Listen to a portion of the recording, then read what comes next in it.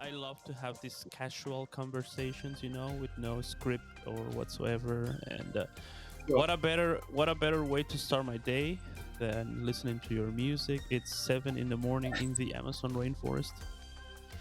I am Okay, you here are. in I am in the other part of the world. Yes, in Ecuador. Yes, Yeah. I love to I start my know. day by Yes. listening to Slowly. I really love that song. Oh, cool. Having a morning coffee with your first album, Afro Fire, right? That's right. That's Yeah, right. I love it. Yes. So, yeah, Great to hear welcome to the that. podcast. Thank you for being here. Thank you. Thank you. Yeah, Michael and Gustav are my guests today from um, the Afro jazz band from Denmark, the KUTIMANGOES, right? Yes, exactly. The KUTIMANGOES. That's Kuti us. Mangoes, yes. Kuti and Mangoes. I think you are definitely fans of Fela Kuti, right? Yeah, Yeah, like most other people that we have met. Yeah, yeah, absolutely. yeah. I love Afrobeat. I lived in Germany and I had a funky jazzy band back in the day, and we also used to play some Afrobeat. Uh, Cool. yeah. So when did you fall in love with this kind of music? How did you get involved in playing these sounds? Actually, I think that I was listening to the Mali singer Oumou Sangare Mm-hmm. before I was listening to Fela Kuti, Oh, really? and Mm-hmm. I totally fell in love with her, the grooves in her songs, the way that the guitars, the string instruments, and the African drums are just the power of those rhythms Yes. were actually one of the first influences um, Mm-hmm. that gave the idea to creating a band with these kinds of rhythms. Yeah. Yeah. I mean, we can hear that in your music. Absolutely. You guys groove. Like no other. And now Afrobeat and this kind of music, it might be a little bit complex too, right? It requires some time and practice to get into the groove and play those polyrhythmic beats. Uh, I was wondering, did you rehearse a lot before you played your first gig? How long did it take until you played your first gig? Do you remember that very first gig? Yeah, I remember our very first gig, but I guess that most of the songs that we started out playing were not that hard to learn. Mm-hmm. It was the songs from the first album, Yeah. Desert Moon and Fire and Slowly and Pass It On, and those Mm-hmm. songs, they are, of course, it's not something that anyone can play, but the Yeah. songs on our third album is we had a lot more trouble learning to play those songs live Yeah. than the first album. Yeah. But I think I would say that one of the main things that, I mean, when you play the kind of music we play, Yeah. it's kind of a slippery slope towards becoming a funk band.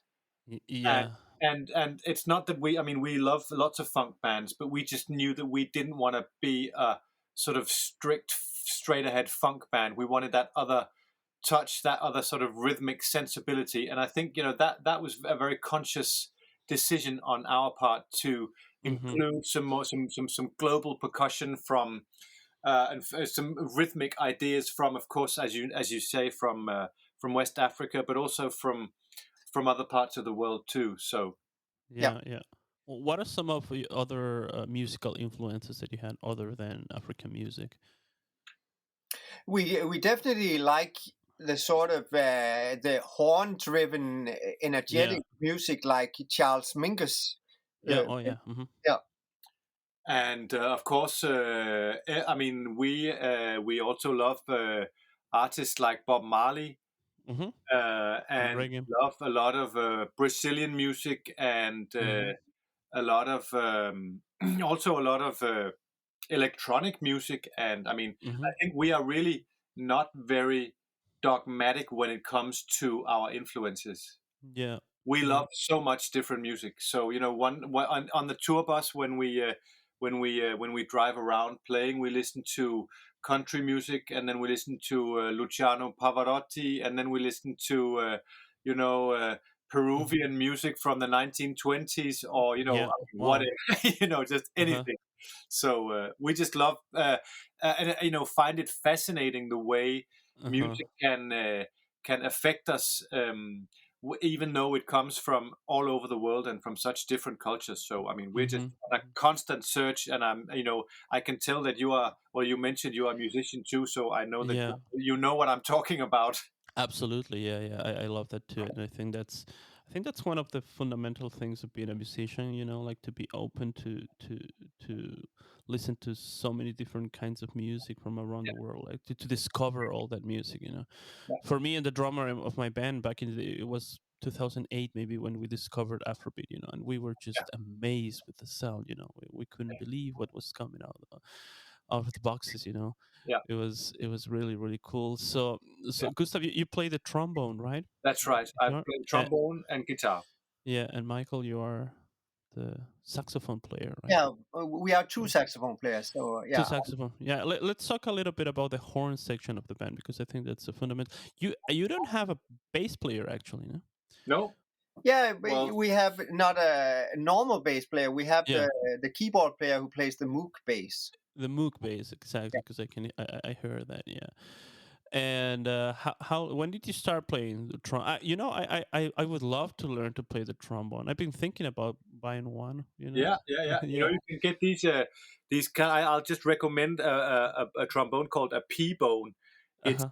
It's made of plastic, and P-bone. it's quite cheap, and it works really well for beginners. It is just like playing a normal trombone actually. So it's a great Yeah. starting instrument. But in any case, I mean, yeah, I started as a child playing in marching Yeah. bands Mm-hmm. in Denmark, and then I started playing jazz music and playing in funk bands, and taking the usual, or I mean, in at least in Denmark, a pretty normal musical path.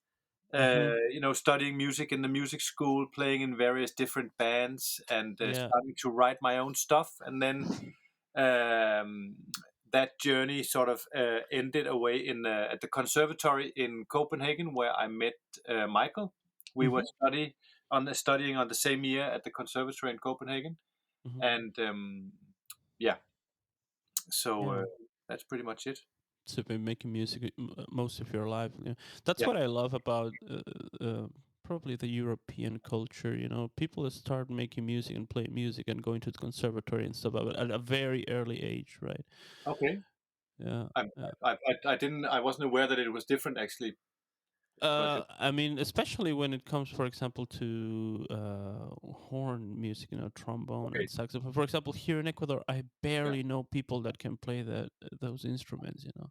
And okay, I think it's a wonderful thing, you know, when you kind of yeah, start yeah. as a little child playing and experimenting with sounds, right? Mm.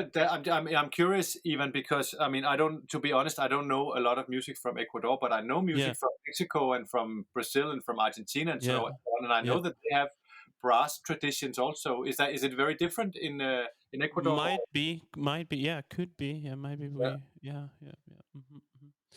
Um, and you also talk about uh, connecting people, cultures. We're talking about diversity right now, right? What would you say are some of the challenges maybe that we are facing right now in our societies? Maybe this is a different kind of question, but I was curious because you talk a lot about culture and stuff. yeah, Yeah, I, it's not something that we have discussed a lot. The overall problems that we as a world are dealing with, but there's something. Uh, the way that you could say that the distance between right wing and left wing are getting bigger and bigger all over the world. Mm-hmm. And one thing that we have experienced from the very moment we started playing concerts is that our music brings people together, and we feel that uh, we and together with the audience are creating something special together, Mm-hmm. no matter where we play. And there's definitely something we need stuff that brings people together, because there's so much stuff that brings people apart these days. Yeah. And music and cultural experiences are definitely one of the most important things that are doing this. And yeah, and I think a thing about music that's really that really sets it apart is, I mean, from our experience when we've traveled all over the world, Mm-hmm. and I would say not even just with Kutimangos, but also as musicians from very early on, um, the way we can make friends and communicate with people that we perhaps can't even speak with. That's really, I mean, it's a bit of a, I suppose, a very simple thing to say, but it's just very, it's a very special experience to be in the same room as someone else and being able to play music with them, even though we can't talk together, and um, that sort of common experience, I think, is something that's very central for music and is very central for what we love about music in the Kutimangos. Mm-hmm. Mm-hmm. Mm-hmm. And Can we talk? Yeah. uh, no, I Yeah. just want Go. no, I just want to add that it's, I mean, it's also a question of, I mean, like when we have traveled in West Africa and played with some musicians from Burkina Faso and Mali, it's very clear that we have very different uh, very different backgrounds in terms of, I mean, what our musical, I mean, what can we play on our instruments, and what what's easy for us, what's difficult for us, and I think Mm-hmm. just, I mean, the recognition that everyone brings something that's unique and full of value to the musical situation, I think is a very is a wonderful Yeah. realization, because I Mm-hmm. mean, it means we everyone has something to contribute with, uh, whether it's um, uh, playing a style of music that you've been taught by your family growing up, or whether it's knowing stuff about how to arrange music on sheet music, or whether it's knowing how to create electronic beats on a sampler. All those things can contribute to the same experience, and I think that really tells something about how music can connect people. Yeah, yeah. That was actually what I wanted to ask you a little bit about your experience in Africa, being there for the first time and playing there. It must have been as a very special thing, right? Definitely, Yeah, definitely. yeah, uh, yeah. and it's coming from the Western world, where we focus a lot on harmonies and scales, Mm-hmm, mm-hmm. especially when you play an instrument like the horn instrument. You are Yeah, taught a lot about scales and theory and theory. harmony, Yeah. Mm-hmm, and and and that's, if you are growing up in West Africa, that's mainly not the things you learn about. You just pick up an instrument and sit next to somebody who can play, and then you learn what mm-hmm. they can play, and you get the music in through the ears. Uh, a lot Yeah, more than we do in the Western world, and that's yeah. definitely something that we have tried to learn in the Kutimangos, that there's a lot of stuff that we are now able to play that we learned just from listening to Mm-hmm, African mm-hmm, music. We have not tried to understand it or write it down. We have just mm-hmm. been listening to it so many times that it sort of, yeah, s- Yeah, stays it's within you. Yeah. it's very interesting what you said, because I talked to, I don't know if you know Caleta. Kaleta Leon Majek. He was one of the guitar players of Fela Kuti. Okay.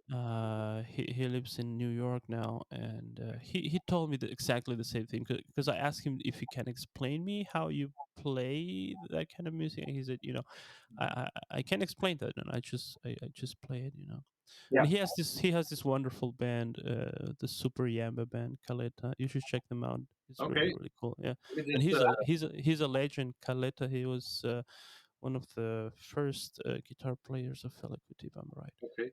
How do you Mhm. spell his name? No. Kaleta, Yeah. Kaleta, Kaleta, Caleta. And what's his second hmm name? Kaleta Leon, Leon like Leon, Okay. Leon. Yeah, yeah. He Okay. was an ex Fela Kuti Egypt '80s Okay. guitar player. Yeah, Great. yeah, he's wonderful. And we had a really interesting conversation with him. And he also mentioned about this political part of Afrobeat and stuff. Yeah. It's very interesting, all the stories that he mentioned.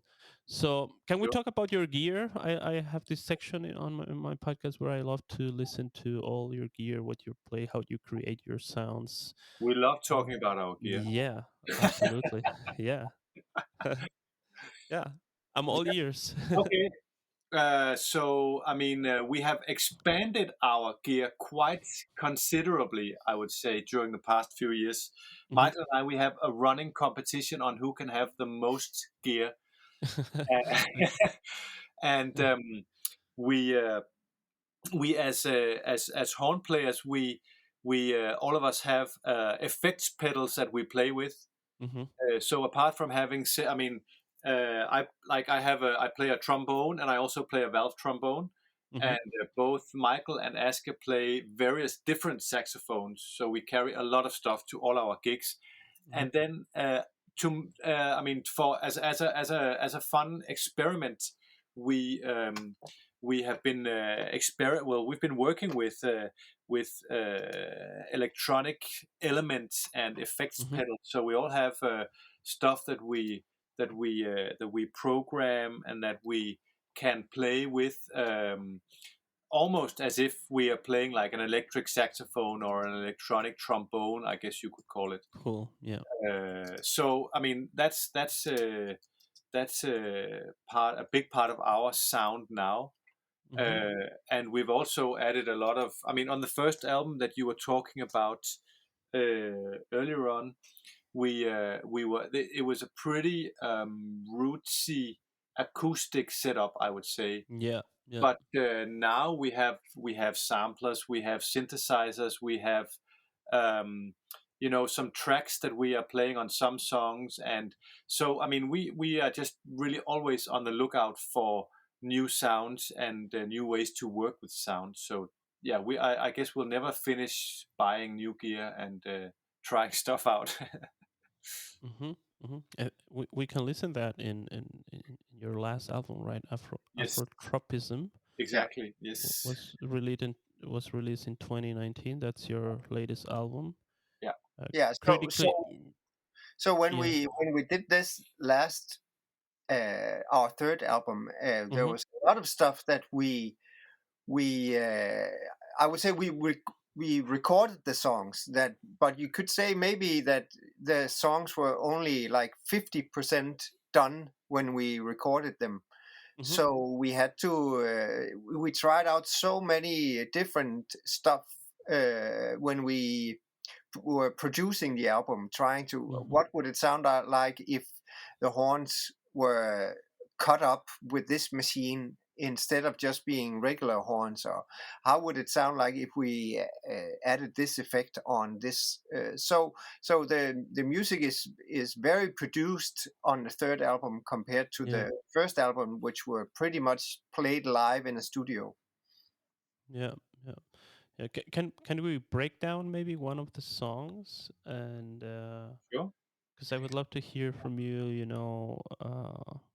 I don't know, maybe analyze it a little bit, the form and Mhm. melody, harmony, the chords, the orchestration, Yeah. Sure. the rhythm section will be awesome. Yeah. So money is the curse, maybe. Can we Yeah. Sure. break it down? Okay, cool. Yeah.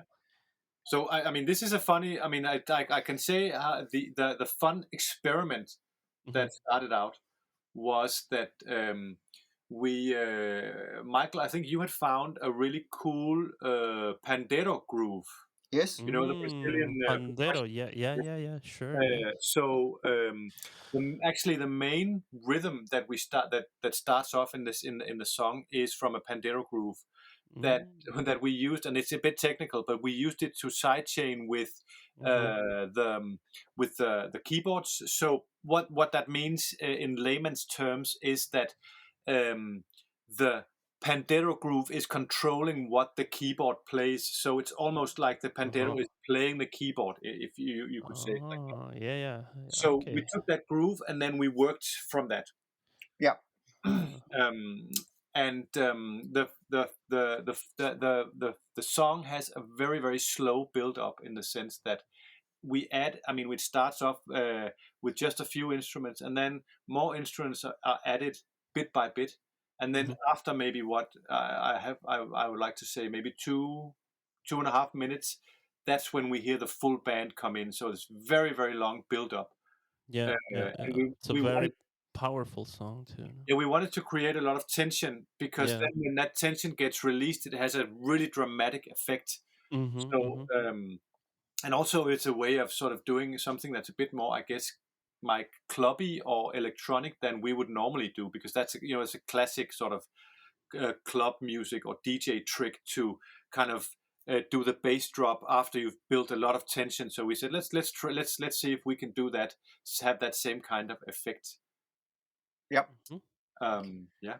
And we were recording the three horns together. We were standing uh, round the same microphone, the three of us, and All right. Okay. we recorded with uh, tenor sax and baritone sax and deep trombone, just the three of us playing together. Mhm. Uh, and when we reached the solo part, the improvisation part, we were just playing, and the plan was maybe originally to just play a solo like you would normally do, but then later when we were producing the album, we Gustav came up with this idea of it sounds like it's the horns are cut up, Mhm. uh, and we tried a lot of stuff to to to to sort of have the vibe of the horn solo connect much better to the whole energy of the song, so have it very mysterious and kind of broken. Do you Mhm. understand? Yeah, yeah, yeah. Instead of For have a sure. acoustic jazz solo on top of it, we were Mhm. trying to make this like also have a lot of tension and Mhm. yeah, weirdness of, yeah, I would say. Yeah, and then the last part of the song is, or the kind of the contrasting part of the song is a sort of a riff that we play after that in two places that we just repeat continuously, and it's kind of like I remember my brother said to me, "Are you playing salsa music now? Because it sounds a bit like kind of a Mhm. salsa riff or something." Yeah. And it has this sort of salsa, a bit funky maybe, and we wanted to create something that has a much more, or sort of not so dark a feeling, but Mhm. more kind of dancing and uh, yeah, a bit more funky maybe than the other Mhm. parts of the song. Yeah, and you could also say that it, it has a totally uh, other sound because of, yeah, the first parts are very much everybody plays their own part, and in this part we all play the riff in unison, and it's a very strong thing when a whole band really plays Yeah. a riff together, and Yeah. that's definitely also a big part in having this shift. That's how. Uh-huh. Uh-huh. Yeah. That's so brilliant to hear all that. Um and you are also a Grammy award winning band, right? You won a couple of Danish Yeah, Grammy awards, we right? are very yeah. I mean, last year we Mhm. were the Danish Roots Band of the Year. I think that's Mhm. what they call it. so yeah, we are very pleased with that. And I mean, Yeah. it's always it's a very strange thing to sort of have to evaluate music like that, and Mm-hmm. give out prizes and saying this is the best album of the year, when Yeah. we all know that that's not true. But at the same time, I have to be honest and say that we really enjoy the recognition, because we work really hard, and are very proud of what we do. So when someone else says, well done, we're happy to take it. Yeah, yeah. That was what I wanted to ask. So the part of the recognition, I think it's always important. Huh? Yeah, yeah, yeah. Yeah, and one thing is that how we receive this, Mm. and another thing is that it's received also in the music business. So when we talk to a guy like you, or we talk to a festival in France, or if Mm-hmm. they hear that we won a Danish Grammy, then of course they know that we must be among the greatest Danish bands. So that's a way to yeah yeah to make sure that people understand that this is good stuff, if you could Mm-hmm. say it like that. Yeah. Mm-hmm. Awesome. Yeah, I think you also have quite an audience in Germany, right? I saw one of your pictures on Instagram. You even play in this small city where I live, Where- Bielefeld. Oh, Bielefeld, yes, Yeah, that's yeah. I We lived there for okay. How 10, how long? 10, 10 years or so. I studied there, and that's where I also make music. Oh, fantastic. Bielefeld, yeah. Yeah. Well, what do you play, Ivan? Just Bass guitar, yeah, okay, bass guitar. Okay. yeah. So we I have we bass have guitar. may have a spot for you in the Kuchman. Yeah, when you come on tour through Yeah. South America, yeah, Yeah. Exactly. maybe we can do something here in the jungle. Would be great. Yeah. Would be great. Do you know Yeah. if we have an audience in Ecuador, or is it mainly you? Yeah. I think for now, me and my friends, but I'm gonna promote the podcast here, so more people will get to know you, because I think that is also what you. I mean, for sure, you deserve more attention here, also in Ecuador and South We American would love to. countries. I mean, and I think Yeah. it would be a lot of fun for us to also to. I mean, there are so many great musicians from South America, and Mm-hmm. Yeah. it would be and so such a lot of music that we can really easily relate to. You know what I mean? Mm-hmm. Mm-hmm. We have Mm-hmm. so many things in common. I think with a lot of music the music Yeah. from Yeah. South Yeah. America, that I think that it could be a lot of fun. Yeah, yeah. This Uh, has been a lot of fun, making this podcast and discovering so much music. Last week, I was talking to Joshua Camp from New York. yeah. He knows a lot about chicha music, from Peru, Peruvian cumbia. Okay. Yes. Yeah, yeah. That was something kind of new for me to listen again to that kind of music. I didn't pay too much attention. It's really interesting. You mentioned something about Peruvian music from the 20s. No, I think I got that mixed up. It was actually Peruvian um, surf music from the '60s. Oh, surf We music were from the listening 60s. to. Ah, okay. Yeah, it's a weird combination of stuff, but just really kind of Yeah. fascinating. But Uh-huh. yeah, but no, I mean, we have been playing a lot in Germany since Mm-hmm. since the last, I would maybe 5, 6, 7 years. Mm-hmm. So we have a German label, and we have a lot of really nice German partners and people that we work with. So, and Nice. Denmark is. I know that Ecuador is quite a small country, and I I, Mm-hmm. I, I would guess that Denmark is probably even smaller than that. So, Mm-hmm. there's a limit to how many times the Kutimangos can play concerts in Denmark. So Yeah. I mean, and plus, we love to travel. I mean, as we mentioned before, a big part of this band is meeting new people, and I think there's no better way to travel than through music. So, uh, Absolutely. really early on, we decided that we would spend some, invest some time and energy in building up a German audience. So Mhm. we've How how d- how how do you travel with so much equipment and gear? Do you have we have like a a really like a van? yeah, Yeah. Yeah. Yeah. large band, yeah. Mhm.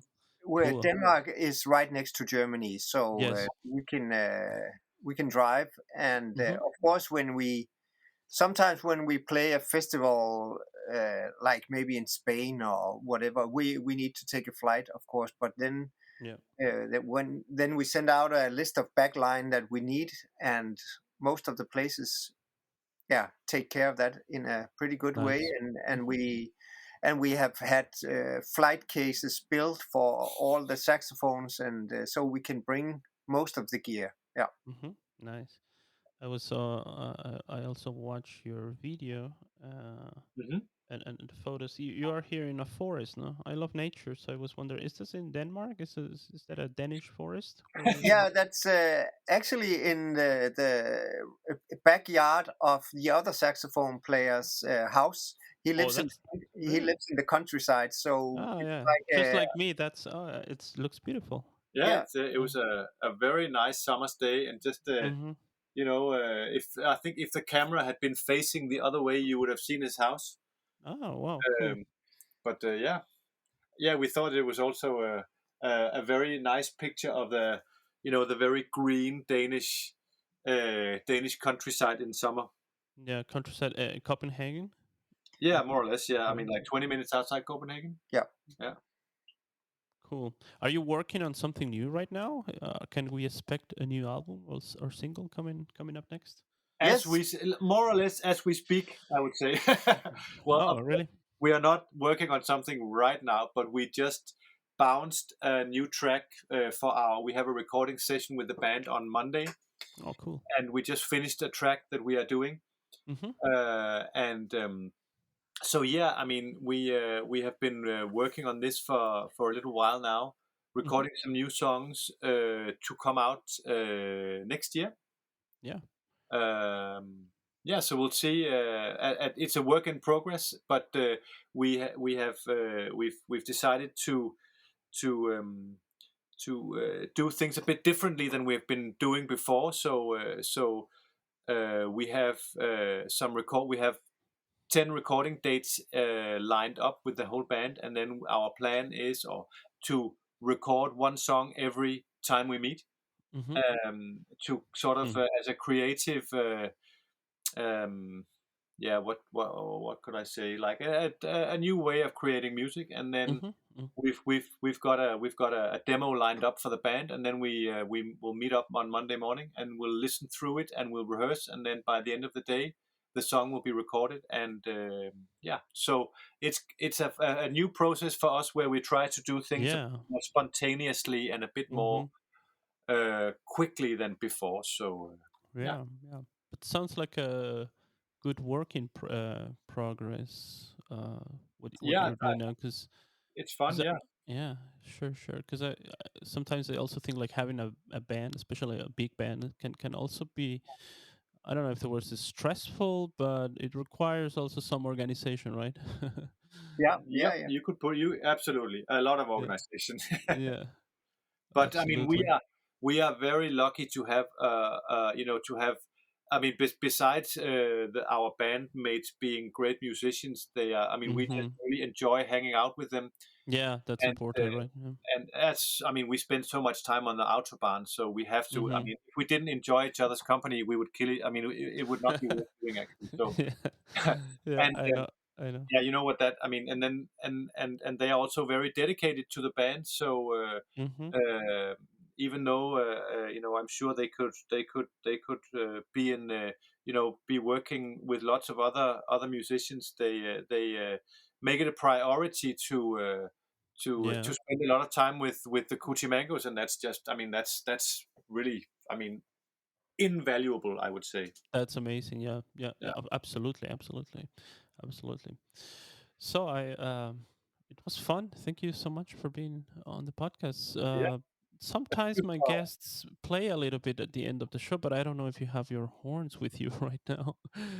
Uh, Probably not, right? no, not so we can Uh, play something right Yeah, now. yeah, No. yeah, yeah. Absolutely, no worries. But maybe we can play one of your songs right now at the end of the show. Sounds No? great. Good idea. Do you have like a favorite? I don't know if this is Yeah, good to know. and I would like to hear what if you should say your favorite three Mango songs. What are they? Fire. I love Fire. I love Slowly, as I said. That's a song that I play pretty much every morning when I having my my morning coffee. Hmm? I love to start with that, and yeah, for sure, Money is the Curse. I love it too. Yeah. That's Yeah. great. Yeah. Well, I mean, any of those. I mean, maybe Money is the Curse is a good idea since we've talked about that. So Yeah. people can can hear some of the things for themselves. Yeah, everybody should go on and listen also to the KUTIMANGOES on Spotify, right? We can find your music. You're Yes, also on Instagram of course at we are. Yes, indeed. KUTIMANGOES. Yeah. And yeah, is there anything else you want to say before we Well, I mean, thank you for end the getting up show? early. Even I know that Yeah. it's early for you. So thank you very much for doing that, and thank you for Yes. reaching out. I mean, as we said before, South America is new to us. So Mm-hmm. let's hope that this is a first meeting, and we'll see what happens. Cool. Yeah, We absolutely. would definitely love to visit someday. Yeah, sure. Okay, ladies and gentlemen, the KUTIMANGOES. Thank you very much, guys. Thank you. Thank you. See you around. Bye bye. Bye Bye bye. bye.